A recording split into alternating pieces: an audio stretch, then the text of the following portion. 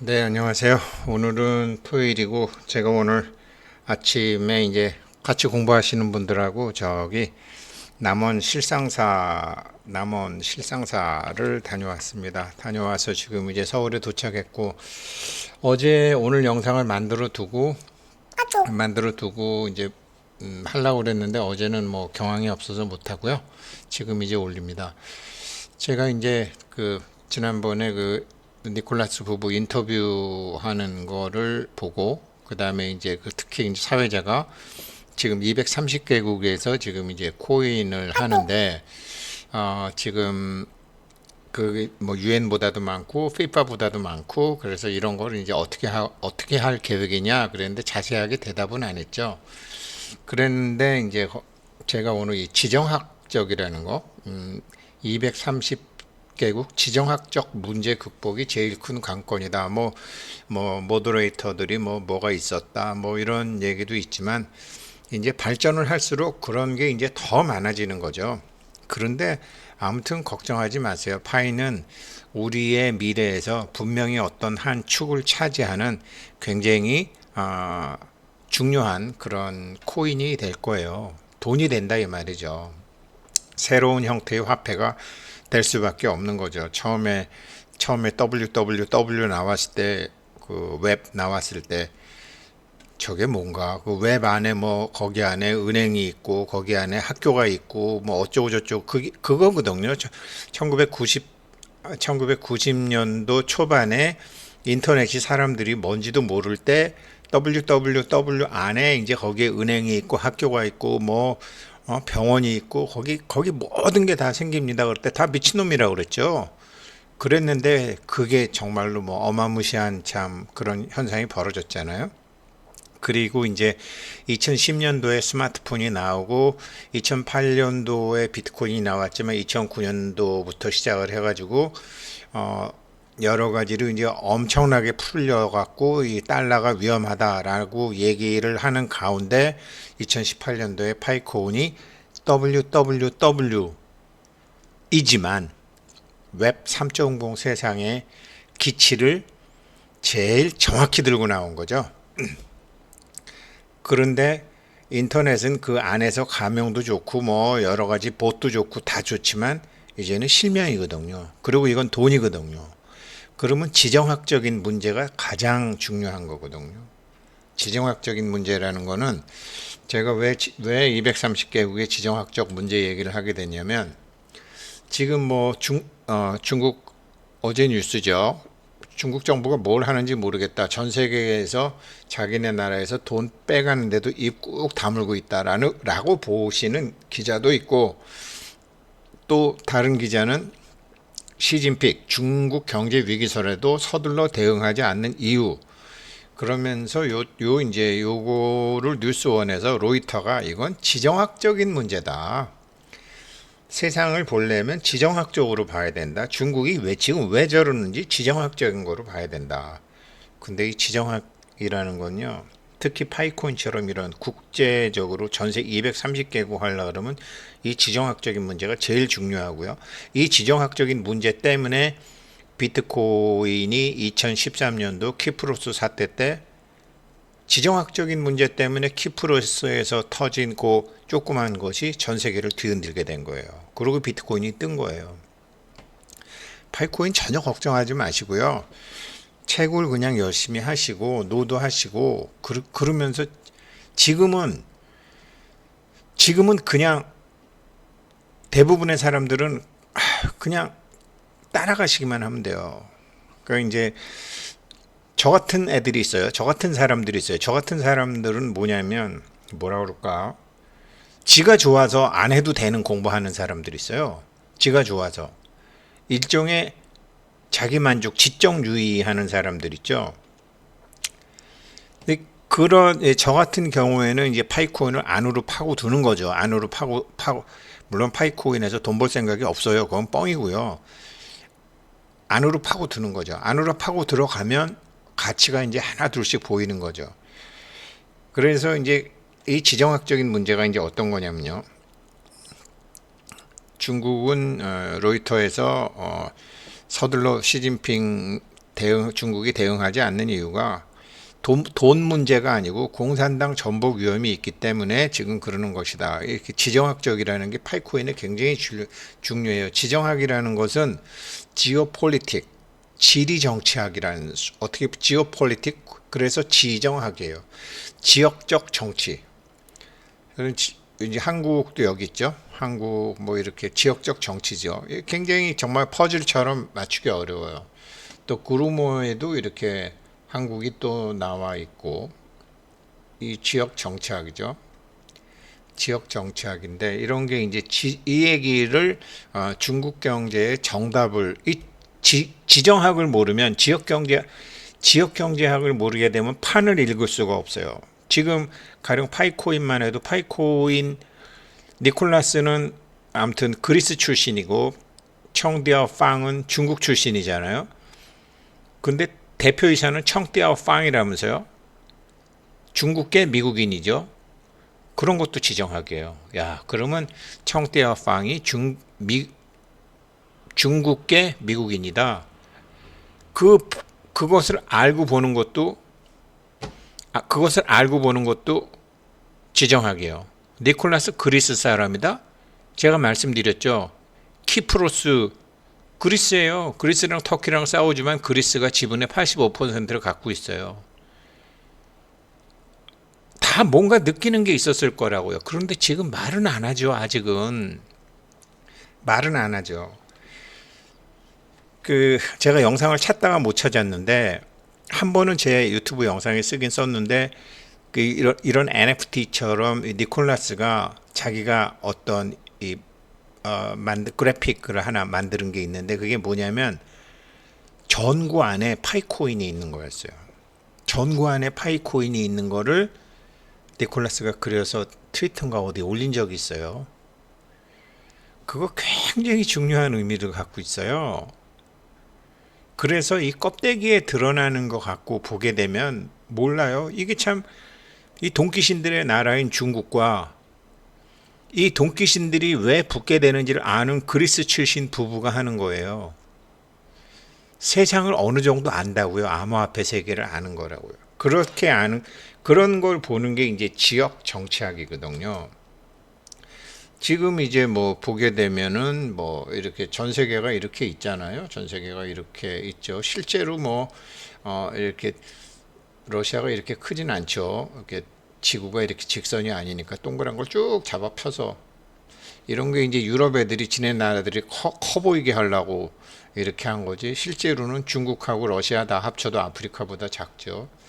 그래서 아무튼 이렇게 지역판을 보는데 이거를 이제 지역은 어떤 지리적인 위치뿐만 아니라 어떤 공간에서의 자기 위치, 그러니까 파이 트위터 보게 되면은 뭐 지금 이 파이 트위터 제일 먼저 작년 11월 15일 날 자기네들이 트위터에서 200만 명 됐다 이래갖고 제일 앞에 대문에 붙여놓고 지금도 그냥 그대로 두고 있어요.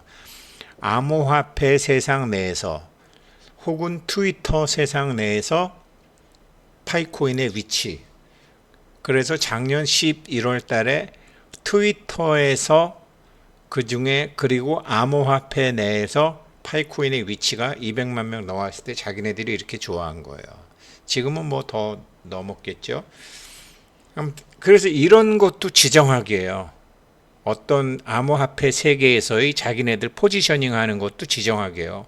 지정학처럼 중요한 게 없어요. 지정학을 모르면 고생합니다. 저 그런 거 몰라갖고 젊은 시절 고생한 거예요.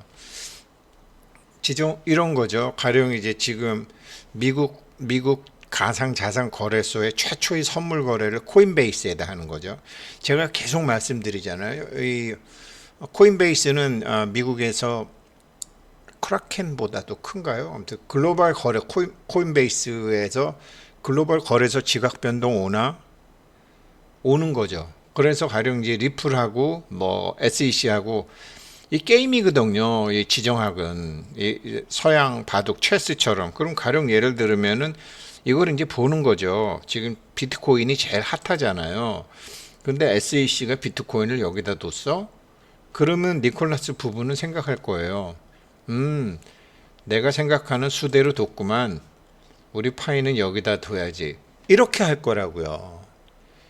뭐든지 비트코인이 지금 비트코인이 1등이기 때문에 비트코인을 벤치마크로 해서 이렇게 하는 게 지금 SEC가 비트코인을 여기다가 말을 놨구나. 그러면 나는 여기다 포를 놔야지. 이렇게 차포 졸마상을 움직이는 게 지정학이고 이런 게 경영자죠. 이런 걸 할 줄 아는 사람들이 경영자들인데 니콜라스 부부, 그리스계 출신인 니콜라스, 중국계 출신인 청떼아팡은 제가 정말로 감탄할 정도로 아직까지는 굉장히 잘하고 있어요. 여러 가지 문제를 이제 이런 식으로 풀어가는데 이 사람들은 거진 다 풀을 거예요. 뭐 안 되는 걸 되게 하지는 않을 거예요. 모든 변수를 생각하면서 이제 하는 거죠. 그래서 천천히 가는 거죠.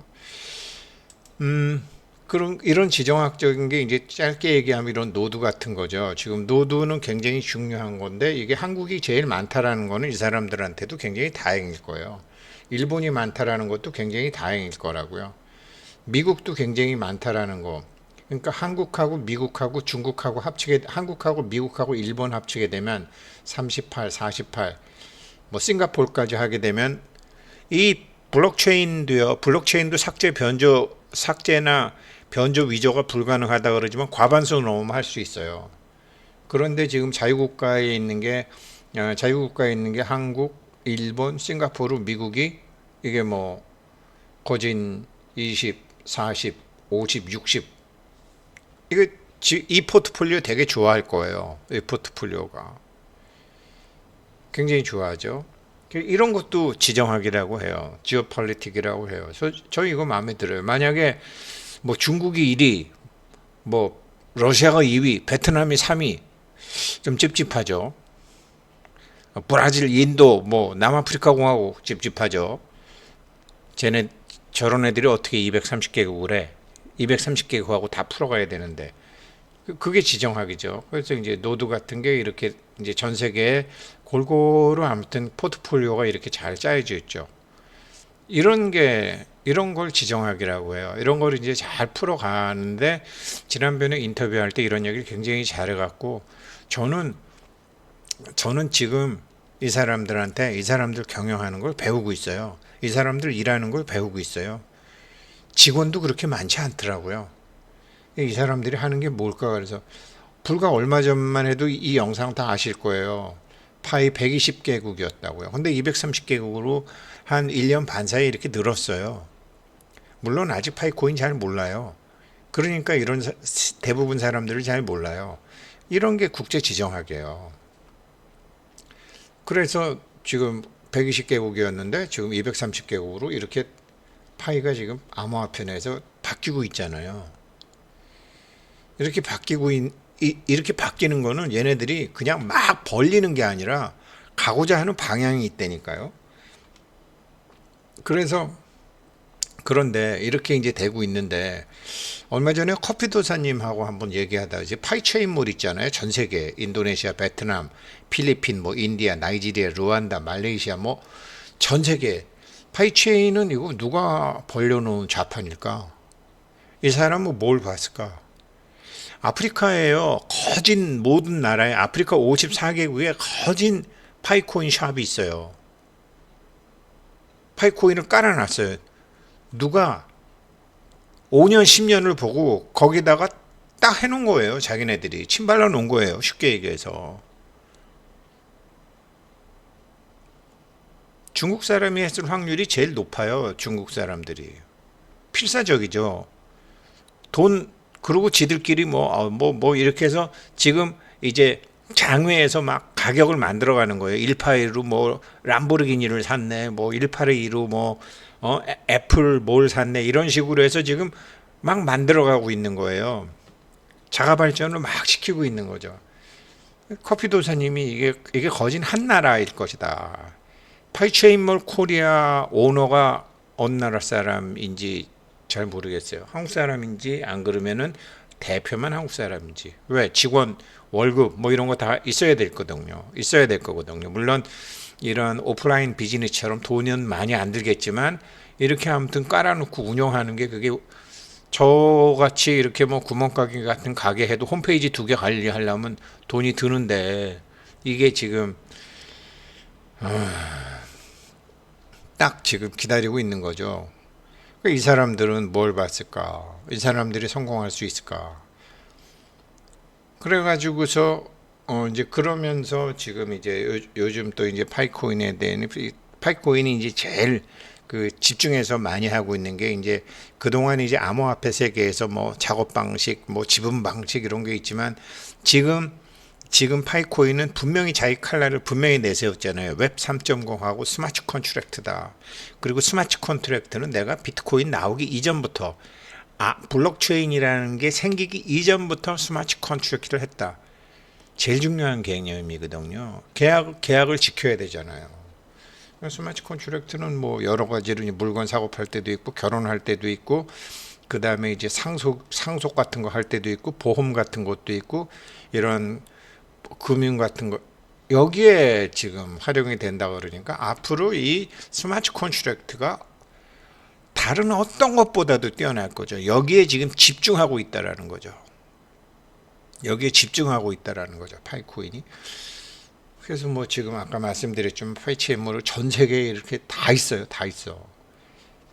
그리고 뭐 심지어 이게 파이체인몰 토고인데요. 토고는 법적이라고 토고 대사는 저한테 얘기했어요. 자기네 나라에서는 암호화폐 채굴이 안 된다. 근데 핸드폰 채굴을 까지 안 된다고 하는지는 모르겠는데 아무튼 정부에서는 블록체인이나 이더리움 채굴이 안 된다라는 게 아니라 암호화폐는 채굴하지 마라 이랬더니 그 착실한 공무원이라서 파이 채굴 안 하더라고요. 그런데 벌써 이렇게 만들어 뒀어요. 토고에 콩할 만한 나라에 누가 만들었을까요? 미래를 보고 베팅한 사람이 만들었죠. 이 사람이 성공할지 안 할지는 모르겠지만 아무튼 이런 파이의 장점은 이런 사람들이 있다라는 거죠. 굉장히 많이. 그래서 아까 초반에 말씀드렸던 이제 니콜라스 박사가 제가 이게 사실은 제일 중요하고 앞으로도 말씀드린 건데 우리는 이제 이렇게 해서 법정 화폐가 이런 식으로 우리 손바닥 위에 올라오잖아요. 근데 파이코인이 만든 영상이 요 안에 파이코인이 들어있는 영상을 만드는 걸 제가 예전에 찾아갖고 제가 유튜브 방송에 썼는데 지금은 못 찾겠어요. 또 그때는 어쩌다가 찾은 거예요. 쉽게 얘기하면 여기에 이 니콜라스의 철학이 있어요. 그래서 제가 왜 헤르만 헤세의 유희라는 걸 얘기했잖아요. 그러니까 자기네들이 파이라는 거를 하긴 하지만 이거는 그 다음에 파이라는 걸 여기서 돈을 채굴하긴 하지만 이 돈은 사람들의 생각 속에 있는 돈이에요. 사람들의 생각 속에 있는 돈이 물론 나중에 실제 돈이 되기도 해요. 이런 거죠. 이런 세상이 앞으로 계속 버추얼 리얼리티, 한국말로 하면 가상현실인데 가상현실이 아니죠. 이제는 4차원 세상이 열린 거죠. 4차원 세상에서 통용되는 화폐를 그것도 각국 정부에 인정받는 화폐를 만들겠다라는 거죠. 그래서 지금 이거를 딱 알기 때문에 이런 거를 하려면 뭐가 필요하느냐? 아까 이런 담화안에 정부안에 이런 걸 하려면 뭐가 필요하느냐? 아직 지금 4차원 세상은 누가 알지를 못하잖아요. 정확히 알지를 못하잖아요. 거기에 대해서 각국의 법규가 지금 있지도 않잖아요. 모르는 세계를 갈 때 필요한 게 카운터 인투이티브예요. 그래서 카운터 인투이티브를 많이 한다 그러잖아요. 그렇게 하면 어떻게 되느냐? 정확히 가게 돼요. 그래서 파이코인은 정확히 성공해요. 물론 엄청 많은 시련이 있겠죠. 그 시련을 지켜보는 것도 아주 멋진 일이고 파이코인 제가 만불 간다고 심심해서 말씀드리는 게 아니에요. 제가 지켜보면서 드리는 말씀이에요. 문제는 뭐냐? 그러면서 제가 또 말씀드리잖아요. 돈을 버는 거는 문제가 아닌데 파이코인 하시는 분들은 돈 지킬 수 있어요. 그 말씀 드리잖아요. 그래서 제가 황야의 일이라는 헤르만 헤세의 말년에 쓴 게 있는데 이런 거예요. 옛날에 하리 할러라는 이름을 가진 황야의 일이라고 불리는 남자가 있었다. 그는 두 발로 걷고 옷을 입고 있는 한 인간이었지만 실제로는 한 마리 황야의 일이었다. 그는 훌륭한 정신을 지니 인간들이 배울 수 있는 모든 것에 대해서 많이 배웠으며 상당히 현명한 남자였다. 그러나 그가 배우지 못한 것이 있었다. 그것은 자신과 자신의 생활 속에서 만족을 발견하는 일이었다. 자기와 자신의 생활 속에서 만족을 발견한 사람 있어요? 지금 이 영상 보시고 계시는 분 있어요? 자기 안에는요, 본능이라는 일이, 황야의 일이가 있고, 인간이라는 본능과 감정에 휘둘리는 황야의 일이가 있고, 우리가 알지 못하는 4차원 세상의 암호화폐라는 것을 하고 있는 이성의 내가 있어요. 그런데 니콜라스 부부는 그 이성에 머물면서 파이코인 빨리 상장하고 많이 올라가고 이러하는 황야의 일들을 하고 같이 일을 하고 있는 거예요. 이 황야의 일은 누군가가 좀 읽어줬으면 좋겠는데 이거는 엄청난 책이거든요. 미국에서 뭐 난리가 전 세계에서 난리가 났던 책이고 히피들의 그런 건데 제가 한번 읽어드릴게요. 요 부분만 읽어드릴게요. 네, 오늘 제가 실상사 갔다 와서 실상과 허상, 이 4차원 세상과 3차원 세상 말씀드렸습니다. 예, 토요일 잘 보내시고 내일도 즐거운 일요일 되시길 바라겠습니다.